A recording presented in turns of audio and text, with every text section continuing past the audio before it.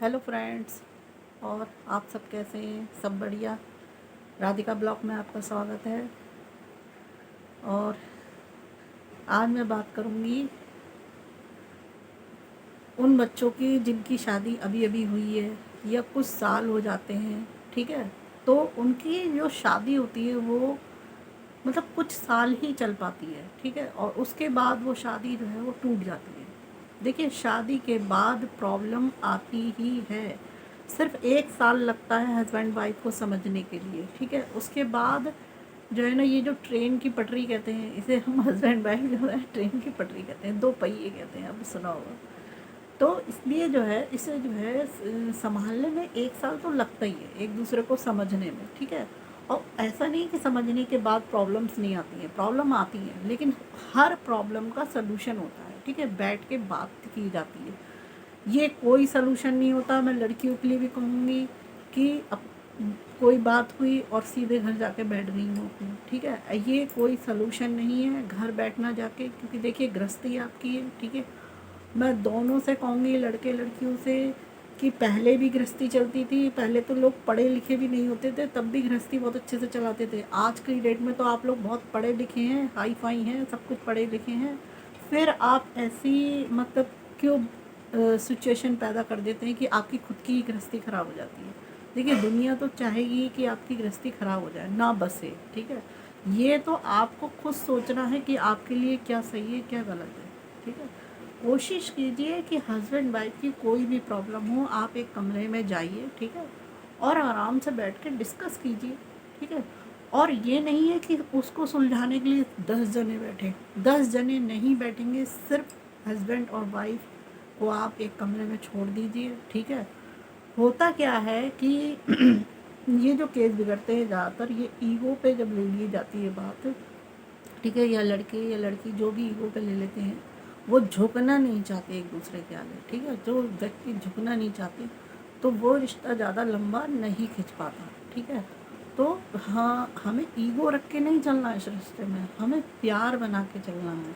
देखिए, मैं ये वीडियो जो बनाती हूँ, आप सोचते होंगे ये तो आ गई अपना भाषण देने तैयार वैयार हुई और अपना क्या कहते हैं, इन्होंने तो भाषण देना शुरू कर दिया अपना। देखिए, मुझे भाषण देने का कोई शौक़ नहीं है, लेकिन मैं ये मेरी ये कोशिश रहती है आप लोगों के प्रति कि ऐसा होता है कभी कभी जो है घर वालों की बात समझ में नहीं आती, लेकिन अगर कोई बाहर वाला कहता है तो वो बात जल्दी कैच कर लेते हैं। ठीक है, वो बात जल्दी समझ में आ जाती है। तो मैं ये जो वीडियो बनाती हूँ, ये आप लोगों की भलाई के लिए बनाती हूँ। ठीक है, आप लोगों का अच्छा चाहती हूँ, मैं ये इसलिए बनाती हूँ। हो सकता है मेरी बात ही आपके समझ में आ जाए और आपकी गृहस्थी बन जाए।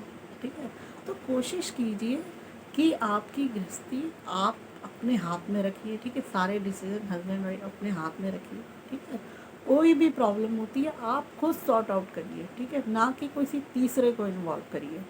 उससे क्या होता है, तीसरे को जहाँ आपने इन्वॉल्व करा वहाँ वो बात सुलझती नहीं है, वो बात बढ़ जाती है। ठीक है, और देखिए आजकल ट्रेंड चल पड़ा है कि लड़कियां अलग रहना चाहती हैं शादी के बाद, कि शादी होते ही कि अब मुझे अलग रहना है। ठीक है, तो उसमें क्या है कि सपोज़ करिए कि अगर वो मान लीजिए कि ज़िद पे भी वो अड़ गई है कि नहीं मुझे अलग ही रहना है, तो ऊपर भी आपके 3-4 कमरे होंगे। ठीक है, उसको सेपरेट आप रूम, रसोई वगैरह कुछ भी सेपरेट दे दो। ठीक है, वो मतलब जो है हमारे मम्मी पापा के साथ नहीं भी रहना चाहती है और लड़का बीच में इस सिचुएशन में फंस जाता है, ना तो वो अपने पेरेंट्स को छोड़ना चाहता है।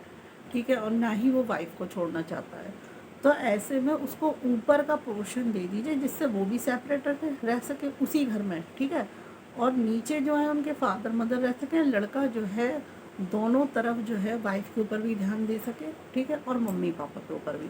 इससे क्या होगा कि उसके दोनों रिश्ते बच जाएंगे। ठीक है, और वो वाइफ जो है ऊपर सेपरेट रह लेंगी। ठीक है, और क्या कहते हैं मम्मी पापा जो हैं वो नीचे रह लेंगे। ठीक है, और अगर ऐसा भी नहीं होता तो आसपास ले लीजिए, वो आसपास ले लीजिए वहीं। ठीक है, क्या कहते हैं, लेकिन इसमें जो मेन है रोल है वो पेरेंट्स का भी है। देखिए, आप कब तक जो है अपने विषय में ही सोचते रहेंगे। ठीक है, कि हमारा बच्चा हमारे साथ रहे, हमारा बच्चा, ऐसा कब तक। देखिए, मैं एक कड़वा बोलने जा रही हूँ कि हो सकता है आपको बुरा लग जाए, लेकिन वो कड़वा है तो है ही, क्योंकि देखिए पेरेंट्स भी जो है हमेशा तो नहीं बैठे रहेंगे, ठीक है। तो इसलिए पेरेंट्स को भी सोचना चाहिए कि भाई हमारे बाद जो बच्चा सरवाइव करेगा वो अपने बीवी बच्चों के सहारे ही तो सरवाइव करेगा, ठीक है। तो पेरेंट्स को भी सोचना चाहिए कि उसकी जो हमने शादी करी है वो क्यों करी है, वो शादी इसीलिए तो करी है जिससे वो खुश रहे, हस्बैंड वाइफ साथ में रहें, ठीक है। और क्या कहते हैं, अगर इसके अलावा अगर आपका बच्चा है तो आपको अपने विषय में तो सोचना ही नहीं है, आपको सिर्फ अपने बच्चे के विषय में सोचना है, ठीक है। पेरेंट्स तो देखिए बच्चे के लिए बहुत त्याग करते हैं, पहले के पेरेंट्स भी करते थे और आज के भी पेरेंट्स करते हैं, ऐसा नहीं है कि बहुत से पेरेंट्स जो है आज के भी बहुत त्याग करते हैं, ठीक है। तो मेरा कहना ये है कि सबसे पहले आप अपने बच्चे के विषय में सोचिए कि उस पर क्या बीत रही है, सोचिए कि उसको कभी मदर मिल रही है तो फादर नहीं मिल रहे, फादर मिल रहे हैं तो मदर नहीं मिल रही है, और दोनों मिल रहे हैं तो दादा दादी का प्यार नहीं मिल रहा। तो सिचुएशन को संभालिए भाई, आप लोग पढ़े लिखे हैं, सिचुएशन को संभालिए, घर की बात को घर में ही रहने दीजिए और इस सिचुएशन को संभालिए, ठीक है। जिससे कि किसी को भी मौका ना मिले, थोड़ा सा समझदारी से काम लीजिए, ठीक है। देखिए प्रॉब्लम तो हर एक की लाइफ में आती है, लेकिन हर प्रॉब्लम का सलूशन होता ही है, ये मान के चलिए, लेकिन बस उसका जो सलूशन है वो निकालना आना चाहिए आपको, ठीक है। तो आज के लिए इतना ही काफ़ी भाषण है मेरा। आशा करती हूँ कि मेरी बात आपके समझ में आ जाए। चलिए कल मिलते हैं, बाय बाय।